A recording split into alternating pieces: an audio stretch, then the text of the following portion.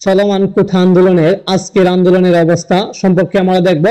নওগাঁ আওয়ামী লীগের অফিস ভাঙচুর, তারপরে শিক্ষা মন্ত্রীর বাসায় হামলা ও গাড়ি ভাঙচুর, চট্টগ্রাম সিটি মেয়রের বাসভবনে ভাঙচুর, পুলিশ বাক্সে অগ্নিসংযোগ।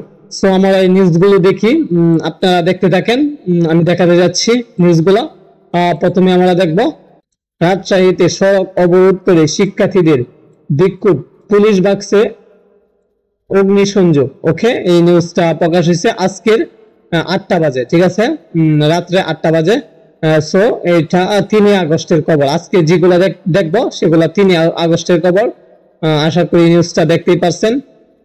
ওকে, নিউজটা পড়লে একটু সময় যাবে, সো আমি জাস্ট নিউজগুলো দেখাই। আজকে চট্টগ্রাম সিটি মেয়রের বাসভবনে ভাঙচুর। হ্যাঁ, এটা 3 আগস্ট 2024 8টা 35 নিউজটা প্রকাশিত হয়েছে। ওকে, এরপরে যাই আমরা। নওগাঁ আওয়ামী লীগের অফিস ভাঙচুর, এসপি সহ 15 জন আহত। ঠিক আছে, এসপি সহ 15 জন কি আহত হয়েছে। সো এটা দেখলাম। আজকে বৃষ্টি ছিল, বৃষ্টির ভিতর দিয়া আন্দোলন হয়েছিল নওগাঁতে।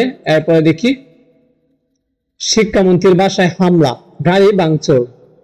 তো শিক্ষামন্ত্রীর গাড়ি, 2টা গাড়ি ভাঙচুর হওয়া হয়েছে। চট্টগ্রাম শিক্ষামন্ত্রীর বাড়িতে গিয়ে ভাঙচুর হয়েছে এবং আন্দোলন করা হয়েছে।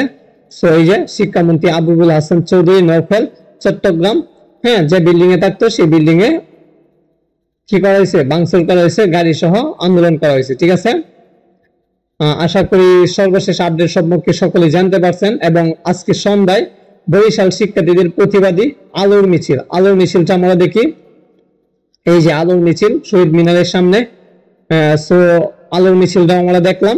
সো আপনার মতামত সম্পর্কে কমেন্ট বক্সে জানিয়ে দিবেন। এবং আজকে প্রধানমন্ত্রী বলেছেন যে সংসদ ভবন নাকি খোলা আছে, সকল আন্দোলনকারী শিক্ষার্থীরা সেখানে গিয়ে তাদের মতামত প্রকাশ করতে পারবে এবং আলোচনায় বসতে পারবে। সেই বিষয়েও আপনার মতামত কমেন্ট বক্সে জানিয়ে দিবেন।